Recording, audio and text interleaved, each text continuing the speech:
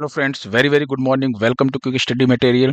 आज है 23 जनवरी 2025 और जितने भी इंपॉर्टेंट क्वेश्चंस होंगे आज से हम उन सभी क्वेश्चंस को यहाँ पर ना कवर अप करने की कोशिश करेंगे। ठीक है, तो सबसे पहले क्वेश्चन की तरफ चलते हैं। हमारा टारगेट ये रहता है कि हम जितना भी कुछ पढ़ रहे हैं उसको रिवाइज करते चलें और साथ ही साथ जितना भी इंपॉर्टेंट है वो क्वेश्चंस हम कवर करें जो एग्जाम के लिहाज से इंपॉर्टेंट है। प्लस जितना आपने पढ़ा है ना, कोई भी चीज़ इंपॉर्टेंट है तो वो क्लास में ही चीज़ें आपको याद हो जाए। तो हमारा पहला टारगेट यही होता है। ठीक है, और कम समय में ज़्यादा से ज़्यादा चीज़ों को हम पढ़ पाएँ। चलिए सबसे पहले क्वेश्चन की तरफ चलते हैं। आज का जो हमारा पहला क्वेश्चन है वो है कि हाल ही में कवचम नामक एक आपदा चेतावनी प्रणाली जो है इसको किसने लॉन्च किया है। तो बात करें कवचम आपदा चेतावनी प्रणाली को, तो इसको ना केरल ने लॉन्च किया। किसने लॉन्च किया है? ऑप्शन डी आपका बिल्कुल सही है, केरल ने।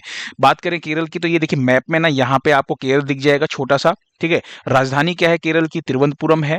पिनरई विजयन जो है वो यहाँ के क्या मुख्यमंत्री हैं और अभी ना नए राज्यपाल बने हैं, ये इंपॉर्टेंट है आपके लिए, राजेंद्र विश्वनाथ अर्लेकर, है ना। ये अभी केरल के नए राज्यपाल बने हैं। अच्छा, केरल से ही अगर मैं आपको याद दिलाऊं तो अभी केरल में कौन सा फेस्टिवल मनाया गया है? तो मकर विलक्कू आपने पढ़ा होगा, है ना। मकर विलक्कू फेस्टिवल जो है ये मनाया गया है। एक और आपको अभी याद आ रहा होगा कि अभी कुछ दिन पहले 17वां, है ना, नेहरू बोट रेस का जो आयोजन हुआ था वो कहाँ पर किया गया था? तो आपको ध्यान रखना है इसका आयोजन भी कहाँ पर, केरल में हुआ था। तो ये दोनों चीजें भी आपको याद आ रही होंगी। चलिए नेक्स्ट क्वेश्चन है हमारा, पहला इंटरनेशनल ओलंपिक रिसर्च कॉन्फ्रेंस कहाँ आयोजित होगा? पहला इंटरनेशनल ओलंपिक रिसर्च कॉन्फ्रेंस, बात करें ये पहला है इसलिए क्वेश्चन थोड़ा सा इंपॉर्टेंट रहने वाला है। इसका जो आयोजन हुआ है ना, देखिए यहाँ पर देखिए 27 से लेकर के 30 जनवरी 2025 तक गुजरात इंडिया में। तो आप क्या कह सकते हैं कि गुजरात इंडिया में किस जगह पर? गांधीनगर में। तो आपको ये भी ध्यान रखना है, राज्य के साथ ये ध्यान रखना कहां पर आयोजित किया गया है। तो गांधीनगर के अंदर कब से कब तक? तो 27 से 30 जनवरी 2025 में इसका आयोजन किया गया है ना। ओलंपिक अध्ययन के लिए जो विशेषज्ञ हैं, जो रिसर्चर्स हैं, उनके साथ बैठ करके चुनौतियों और समाधानों पर चर्चा करने के लिए इस कॉन्फ्रेंस का आयोजन किया गया है। तो कहां पर किया गया है? गांधीनगर, गुजरात के अंदर। नेक्स्ट क्वेश्चन देखिए, पहली बार, फिर मैंने कहा ना कोई भी चीज पहली बार हो तो इंपॉर्टेंट हो, गणतंत्र दिवस परेड यानी कि हम 26 जनवरी की बात कर रहे हैं, इसके दौरान जो है स्वदेशी रूप से विकसित प्रलय मिसाइल का प्रदर्शन किया जाएगा। यानी गणतंत्र दिवस में जो परेड है उसके अंदर ना प्रलय मिसाइल का प्रदर्शन किया जाएगा। आपको बताना है कि ये किस प्रकार की मिसाइल है। तो यहाँ पर दो तीन चीजें आपको ध्यान रखनी है। पहली तो ये कि ये जो मिसाइल है ये सतह से सतह, क्या है? सतह से सतह, यानी सरफेस टू सरफेस, है ना। सरफेस टू सरफेस का मतलब क्या है कि इसकी जो मारक क्षमता है, जैसे ये धरती है ना, और ये भी धरती है, पृथ्वी की बात कर रहे हैं यहाँ पर, तो सतह से सतह पे ये मारने के लिए उपयुक्त है ना। एक होता है सतह से हवा में, है ना, और एक होता है हवा से सतह पे। तो आपको ध्यान रखना है ये सतह से सतह पे है ना, सरफेस टू सरफेस मिसाइल है ना। और नाम क्या है? प्रलय मिसाइल। अब यहाँ पे एक चीज ध्यान रखिएगा, इसको विकसित किसने किया है? तो डीआरडीओ ने इस मिसाइल को विकसित किया है ना। और एक और चीज आपको ध्यान रखना है, ये कम दूरी की अर्ध बैलिस्टिक मिसाइल है। ठीक है, नाम क्या है इसका? प्रलय मिसाइल। नेक्स्ट क्वेश्चन देखिए, महाकुंभ में मुफ्त लॉकर सुविधा जो है वो किसने शुरू किया है? महाकुंभ का आयोजन कहां पर हो रहा है? प्रयागराज में। कब से कब से? 13 जनवरी से लेकर 26 फरवरी तक आपका चलने वाला है ना। और आपको ध्यान रखना है यहां पर एक विशेष नाम से इसको जाना जाता है, विश्वास की तिजोरी। क्या? इसे ना एक कोड नेम दिया गया है, मतलब होता है ना टैगलाइन टाइप का, विश्वास की तिजोरी। आपको ध्यान रखना है कि मुफ्त लॉकर सुविधा विश्वास की तिजोरी नाम से ये किसने शुरुआत किया है? तो मुथूट फाइनेंस ने शुरू किया है। ऑप्शन सी जो है आपका बिल्कुल सही है। वहीं पे आपको ध्यान रखना है कि अभी महाकुंभ बीमा योजना किसने शुरू किया था? तो फोन पे और आईसीसीआई जो लोम्बार्ड है, इन दोनों ने मिलकर के महाकुंभ बीमा योजना हाल ही में शुरू किया है, वो भी आपको ध्यान रखना है। महाकुंभ में ही, है ना, आरएसएस ने एक योजना शुरू की थी, याद आ रहा है? एक थाली एक थैला योजना, जिसके अंदर क्या था? प्लास्टिक मुक्त जो है कुंभ को बनाना, जो महाकुंभ क्षेत्र है उसको प्लास्टिक मुक्त बनाने के लिए ये जो योजना है आरएसएस ने शुरू की है। तो कुछ आपको चीजें ध्यान रखनी है महाकुंभ से रिलेटेड करके। फिर बात करते हैं दीनदयाल उपाध्याय भूमि कृषि मजदूर कल्याण योजना की बात करते हैं। इसकी शुरुआत किसने की है? तो अभी इसकी शुरुआत की है छत्तीसगढ़ के मुख्यमंत्री ने। ठीक है, तो ऑप्शन डी जो है आपका बिल्कुल सही है। दीनदयाल उपाध्याय भूमिहीन कृषि मजदूर योजना की बात करें तो क्या है ये योजना? यहाँ पर आपको ध्यान रखना है कि ये योजना जो है ना, इस योजना के तहत 5.62 लाख से अधिक जो भूमिहीन, जिनके पास खुद की जमीन नहीं है लेकिन वो खेती करते हैं, है ना, ऐसे मजदूरों को, खास करके जो बैगा और गुनिया जनजाति के लोग हैं, इनको 10,000 रुपए, कितना, 10,000 रुपए वार्षिक वित्तीय सहायता मिलने वाली है इस योजना के तहत। शुभारंभ किसने किया है? विष्णुदेव साय, जो कि मुख्यमंत्री हैं छत्तीसगढ़ के। और कहां से? तो रायपुर में इसका शुभारंभ किया गया है। समझ में आई चीजें? तो ये भी आपको ध्यान रखना है। ठीक है। अच्छा, छत्तीसगढ़ के अंदर ही एक नाम आपको ध्यान रखना है, बेमेतरा। बेमेतरा इसलिए याद रखना है क्योंकि अभी कुछ दिन पहले ही ना बेमेतरा में भारत का सबसे ऊंचा जो बांस का टावर है, इसकी बात कर रहे हैं, भारत का सबसे ऊंचा बांस का जो टावर है वो भी छत्तीसगढ़ के बेमेतरा में लॉन्च किया गया था, आपको ध्यान रखना है। ठीक है। नेक्स्ट क्वेश्चन देखिए, मिखाइल कावेला सविली जो है ये किस देश के राष्ट्रपति बने हैं? तो ये मिखाइल कावेसेला जो है ना, कावेला सविली, इनकी बात करें तो ये ना पूर्व फुटबॉलर हैं। पहले ये फुटबॉल खेला करते थे, है ना। और ये अभी किसके बने हैं? तो जॉर्जिया के, ऑप्शन बी आपका बिल्कुल सही है, जॉर्जिया के क्या बने हैं? राष्ट्रपति बने हैं, ये आपको ध्यान रखना है। ठीक है। जॉर्जिया की हम बात करेंगे मैप में देखने से पहले, उससे पहले मैं कुछ चीजें रिकॉल करवा दूं। श्रीलंका की अभी प्रधानमंत्री कौन बनी थी? तो हरीनी अमरसूरिया का नाम ध्यान रखना है ना। वेनेजुएला के जो राष्ट्रपति बने हैं उनका नाम अगर आपको याद आ रहा हो तो मैं आपको याद दिला दूं, निकोलस मादुरो नाम आपको ध्यान रखना है। और लेबनान के ना प्रधानमंत्री भी बने हैं और राष्ट्रपति भी बने हैं, दोनों नए। तो दोनों आपको ध्यान रखना है। प्रधानमंत्री बहुत इंपॉर्टेंट है, याद आया। नवाफ सलाम का नाम आपको ध्यान रखना है। नवाफ सलाम जो है ये प्रधानमंत्री बने हैं लेबनान के, इसलिए इंपॉर्टेंट है क्योंकि ये आईसीजे जो है ना, इंटरनेशनल जो क्रिमिनल कोर्ट है, आपको ध्यान रखना है, अंतरराष्ट्रीय न्यायालय की बात करें तो उसके भी ये प्रमुख हैं। ठीक है। साथ ही साथ लेबनान के जो नए राष्ट्रपति बने हैं वो कौन है? वो जोसेफ ऑन है। पढ़ा रखा है मैंने, बस चीजों को रिवाइज करवा रहा हूं। बात करें अगर यहाँ पे जॉर्जिया की, तो यहाँ पर देखिए आप ये देख रहे हैं कौन सा? मध्य एशिया जो महाद्वीप है, एशिया महाद्वीप में आप यहाँ पर देखेंगे तो एक तो आपको दिख रहा होगा ब्लैक सी, है ना, काला सागर। यहाँ पे दिख रहा है आपको कैस्पियन सागर। इसके बीच में ये वाला जो हिस्सा है ना, ये वाला, ये है आपका क्या? जॉर्जिया, जो रेड कलर से मैंने मार्क किया है। ठीक है। इसको थोड़ा जूम करके देखिए, ये जो ग्रीन, ये जो आप यहाँ पर ये वाला हिस्सा देख रहे हैं ना, ये वाला हिस्सा, ये जॉर्जिया है आपका। क्या है? ये वाला हिस्सा जो है जॉर्जिया है। अब देखिए जॉर्जिया किससे लगा हुआ है? ब्लैक सागर से लगा हुआ है। तो ब्लैक सागर से जब कैस्पियन सागर की तरफ आप जाएंगे तो इसके बीच में 3 देश आपको ध्यान रखने, कौन कौन से? एक ध्यान रखना है अजरबैजान, एक ध्यान रखना है आर्मेनिया, और एक ध्यान रखना है आपको जॉर्जिया। इन तीनों देशों को क्या कहा जाता है? तो इन तीनों देशों को ना काकेसस कंट्री कही जाती है। क्या कही जाती है? Caucasus country. एग्जाम में पूछा गया क्वेश्चन है कि काकेसस कंट्री इनमें से कौन है? तो आपको हो सकता है ऑप्शन दे दे कि काकेसस जो कंट्री है इनमें से कौन नहीं है, ऐसे एग्जाम में पूछा जाता है। पूछा गया क्वेश्चन है कि काकेसस कंट्री कौन नहीं है, तो आप बस ये ध्यान रखिए कौन कौन है। छोटा सा ट्रिक है ना, GAA, गाना गाते हैं ना आप, तो गाना गाइए, गा, है ना, क्या हो जाएगा? गा। तो क्या हो जाएगा? GAA, यानी जॉर्जिया, आर्मेनिया और अजरबैजान।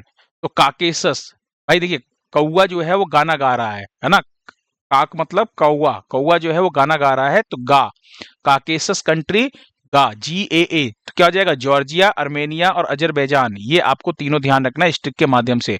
जॉर्जिया की बात करें तो तिबिलिसी जो है वो इसकी राजधानी है, जॉर्जियाई लारी जो है वो करेंसी है, और इराकली कोवा खिडजे जो है वो यहाँ के प्रधानमंत्री हैं। और नए राष्ट्रपति जो ध्यान रखिएगा, पूर्व जो फुटबॉलर हैं मिखाइल कावेला सविली, वही यहाँ के पूर्व जो फुटबॉलर हैं वही राष्ट्रपति बने हैं। नेक्स्ट क्वेश्चन देखिए, बहुत इंपॉर्टेंट क्वेश्चन है ये आपका, है ना, बन सकता है आपके एग्जाम में।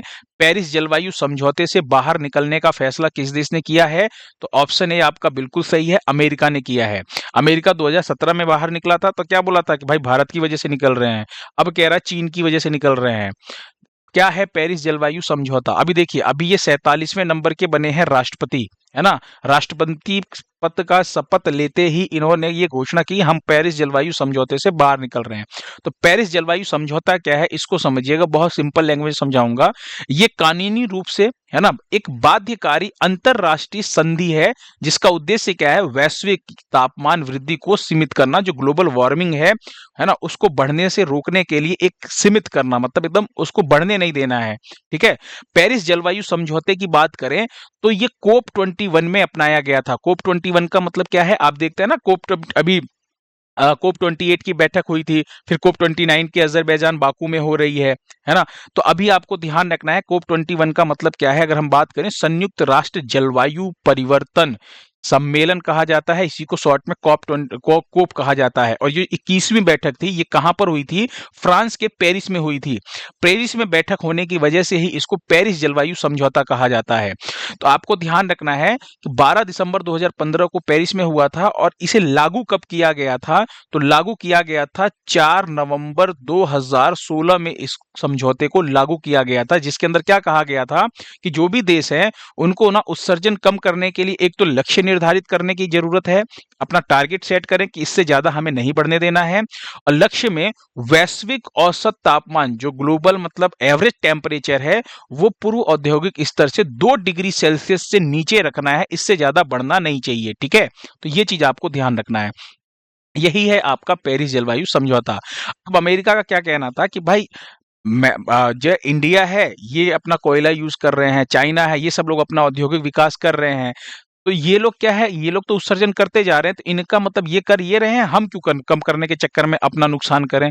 जबकि बात यह है कि जो विकासशील देश हैं उनको थोड़ी बहुत छूट मिली है, और भारत जो है वो विकासशील देश कंट्री के अंदर आता है। ठीक है। तो यहां पर आपको ध्यान रखना है। अच्छा, अभी एक और इंपॉर्टेंट चीज ध्यान रखना है, 2024 जो वर्ष है, ये वर्ष जो है अभी तक का ना सबसे गर्म वर्ष रहा है, सबसे गर्म वर्ष रहा है। अगर एग्जाम में क्वेश्चन पूछे तो आपको ध्यान रखना 2024 को घोषित किया गया है। नेक्स्ट क्वेश्चन देखिए, हिंद महासागर रिम एसोसिएशन, यानी इंडियन ओशियन रिम एसोसिएशन इसे इंग्लिश में कहा जाता है, इसका भी हाल ही में महासचिव जो है वो कौन बने हैं, तो इनके महासचिव बने हैं संजीव रंजन। ऑप्शन सी जो है आपका बिल्कुल सही है। बात करें अगर, तो अजीत कुमार मोहंती के बारे में आपने पढ़ा था। अजीत कुमार मोहंती कौन, परमाणु ऊर्जा के जो ऊर्जा आयोग है उसके अभी हाल ही में अध्यक्ष बने थे, है ना। मनीष सिंघल जो है ये एसोचैम के अभी महासचिव बने थे। ओपी सिंह की बात करें तो इंडियन पुलिस फाउंडेशन के अध्यक्ष बने थे, है ना, पढ़ा रखा है, याद रखिए चीजों को। अच्छा, अगर हम बात करें तो ये है क्या, हिंद महासागर रिम एसोसिएशन की बात करें तो ये क्या चीज है, ये एक क्षेत्रीय संगठन है। क्या है, एक क्षेत्रीय संगठन है, जिसका उद्देश्य क्या है कि हिंद महासागर की सीमावर्ती देशों के बीच आर्थिक सहयोग, सतत विकास और क्षेत्रीय सुरक्षा को बढ़ावा देना। अब हिंद महासागर की बात करें तो ये जो आप देख रहे हैं ना, ये हिस्सा, ये जो आप देख रहे हैं, ये क्या है आपका, ये है आपका हिंद महासागर। अब इसके अंदर अगर मैं आपसे कहूं तो लगभग कितने देश हैं टोटल, तो भारत को लेकर के आपको ध्यान रखना है, इसके अंदर 23 सदस्य देश हैं भारत को लेकर के। ठीक है। इसकी जो स्थापना हुई थी 1997 में हुई थी, और पहले इसे हिंद महासागर पहल के नाम से जाना जाता था, बाद में इसका नाम बदल करके हिंद महासागर रिम एसोसिएशन कर दिया गया। अच्छा, पीवाईक्यू की बात करें, प्रीवियस ईयर्स क्वेश्चन की जो बार बार रिपीट होते हैं, तो एक क्वेश्चन आपका रिपीट होता है क्या, कि हिंद महासागर का सबसे बड़ा द्वीप कौन सा है, तो यहां पर अफ्रीका महाद्वीप के जस्ट बगल में ये जो आप देख रहे हैं ना, ये क्या है आपका, मेडागास्कर है। क्या है, मेडागास्कर। मेडागास्कर जो है ये हिंद महासागर का सबसे बड़ा द्वीप है, और ये क्वेश्चन कई बार पूछा गया एग्जाम में है। हिंद महासागर में स्थित खाई या गर्त, या फिर इंग्लिश में ट्रेंच कहते हैं, आपको बताना है कि हिंद महासागर में कौन कौन सी खाई स्थित है। तो यहां पर 2 खाई आपको ध्यान रखनी है। एक ध्यान रखनी है सुंडा, कौन सी खाई, सुंडा। ठीक है, समुद्र के अंदर, जैसे अपने धरती पे खाई होती है ना, वैसे समुद्र के अंदर भी खाई होती है। ठीक है। और दूसरा आपको ध्यान रखना है डायामेंटीना, क्या, डायामेंटीना, जिसमें से सुंडा तो कई बार एग्जाम में रिपीट हुआ क्वेश्चन है। ठीक है। तो ये दोनों क्वेश्चन जो है आपको ध्यान रखना है। एक करंट अफेयर्स का क्वेश्चन जो अभी हाल ही में एग्जाम में मतलब एसएससी के एग्जाम में पूछा भी गया था, पुलिस वाला जो एग्जाम हुआ था पिछले साल, क्या था क्वेश्चन, कि 7वां हिंद महासागर सम्मेलन, हिंद महासागर सम्मेलन जो है ये कहां पर हुआ है। ये जो सम्मेलन हुआ है, ये आपको ध्यान रखना है, ऑस्ट्रेलिया के पर्थ में हुआ है। कहां पर? ऑस्ट्रेलिया के पर्थ में 2024 में हुआ है। तो 7वां हिंद महासागर सम्मेलन आपको ध्यान रखना है। अगला क्वेश्चन देखिए, भारत सरकार ने ई गवर्नेंस प्रोजेक्ट के तहत बिजनेस डॉक्यूमेंट मैनेजमेंट के लिए, यानी बिजनेस डॉक्यूमेंट मैनेजमेंट का मतलब क्या होता है? व्यावसायिक दस्तावेज प्रबंधन की बात कर रहे हैं। इसके लिए किस नाम से डिजिटल प्लेटफॉर्म लॉन्च किया है? तो आपको ध्यान रखना है, एक एंटिटी लॉकर के नाम से। किस नाम से? एंटिटी लॉकर के नाम से इसे ना लॉन्च किया गया है। जैसे आप ये समझिए, डिजी लॉकर था ना, डिजी लॉकर क्या था? ये व्यक्तिगत रूप से था। क्या था? व्यक्तिगत रूप से, यानी आप अपना पर्सनल डॉक्यूमेंट कुछ भी हो, गाड़ी का कागज हो, लाइसेंस हो, मार्कशीट हो, सब आप रख सकते हैं ना डिजी लॉकर में। वैसे ही यहाँ पे एंटिटी लॉकर में क्या होगा, ये जो है, ये जो संगठन होते हैं, जो कंपनियां होती हैं, है ना, जो कंपनियां हैं, जो ऑर्गेनाइजेशन है, जो संगठन है, यहाँ पर ये अपने डॉक्यूमेंट को क्या कर सकते हैं? ऑनलाइन फॉर्मेट में रख सकते हैं। डिजी लॉकर में तो आप अपने डॉक्यूमेंट्स को रख सकते थे, यहाँ पे कंपनियां अपने डॉक्यूमेंट्स को रख सकती हैं। डिजिटल इंडिया कॉर्पोरेशन के तहत राष्ट्रीय ई गवर्नेंस डिवीजन द्वारा विकसित किया गया है। तो अगर आपसे पूछे किसके द्वारा विकसित किया गया है, तो आपको ध्यान रखना है। कुछ अभी हाल ही में लॉन्च, अगर मैं बात करूं ऐप और पोर्टल की, तो उनकी बात करते हैं। सी कोहर्ट 3.0 जो है, ये आपको ध्यान रखना है, पंजाब सरकार ने अभी लॉन्च किया है। क्यों लॉन्च किया है? तो महिलाओं के स्टार्टअप को बढ़ावा देने के लिए।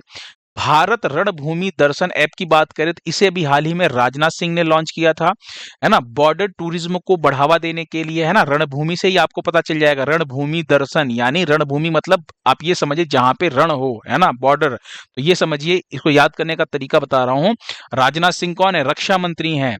तो रणभूमि दर्शन ऐप जो है, ये राजनाथ सिंह ने, और ये क्या है? ये बॉर्डर टूरिज्म को बढ़ावा देने के लिए।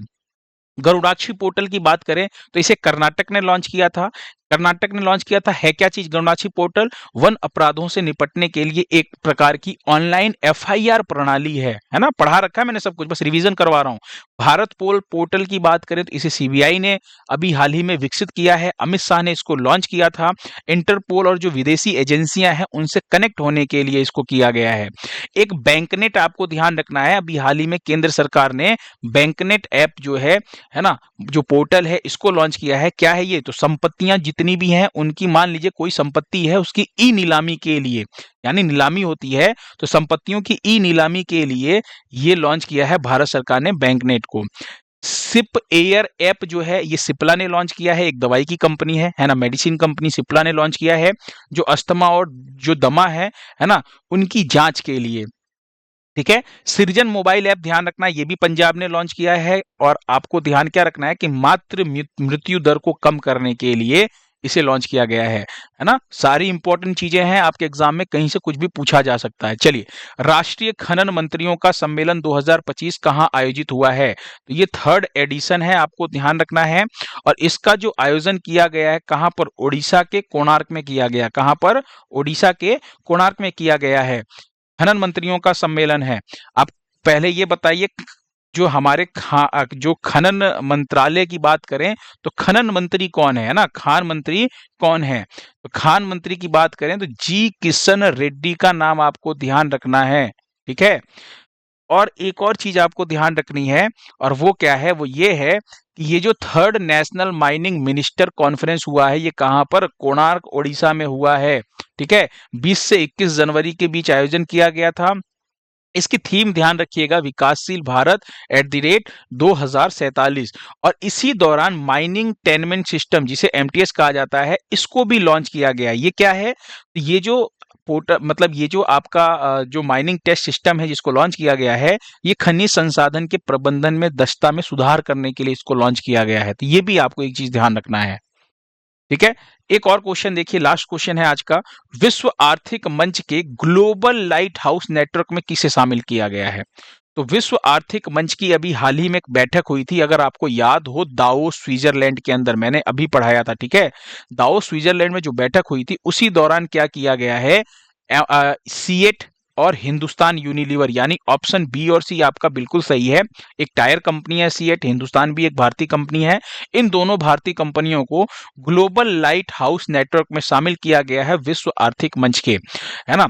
अब है क्या? तो देखिए, ये जो बैठक हुई थी विश्व आर्थिक मंच की दावोस के अंदर, इसी दौरान दोनों भारतीय कंपनियों को शामिल किया गया है। नाम क्या है? सीएट और हिंदुस्तान यूनिलीवर। और रीजन क्या है? तो जो प्रोडक्शन के दौरान न्यू टेक्नोलॉजी का इस्तेमाल करने के कारण, है ना, इनको शामिल किया गया है। जो ये अपने उत्पाद बनाते हैं उस प्रोडक्शन के अंदर जो न्यू टेक्नोलॉजी को शामिल किया है, इसी के लिए इनको शामिल किया गया। ठीक है, चलिए, लास्ट टाइम पे मैंने आपसे क्वेश्चन पूछा था कि हाल ही में कहाँ के वर्जिन कोकोनट ऑयल को जीआई टैग प्राप्त हुआ है, तो आपका आंसर था अंडमान निकोबार। बिल्कुल सही था, है ना, और सबने सही आंसर दिया था, आज किसी ने गलत नहीं बताया था। ठीक है, कमेंट मैंने सबके पढ़े थे, सबके आंसर जो है बिल्कुल सही थे।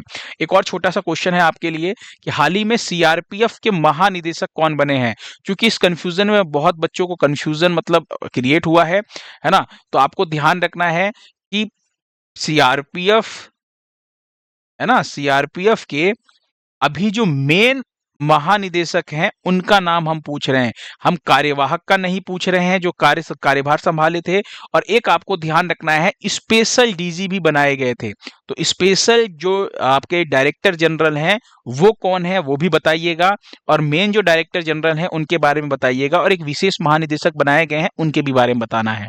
ठीक है, चलिए, कमेंट बॉक्स में आप लोग ना अपने आंसर दीजिएगा। पीडीएफ जो है आपको ये same as it is PDF आपको कहाँ पर मिलेगी? टेलीग्राम चैनल पे जाइएगा, वहां पे आपको मिल जाएगी, है ना। मैं चाहता हूं कि आप लोग ना मुझे इस वीडियो पे 100 लाइक प्रदान करें, ताकि एक टीचर को और ज्यादा मोटिवेट होने की आवश्यकता होती है। ठीक है, मैं और भी अच्छा मेहनत करूंगा आप लोगों के लिए, मोटिवेशन मिलता है ना। चलिए, थैंक यू सो मच, फिर मिलते हैं कल की क्लास में।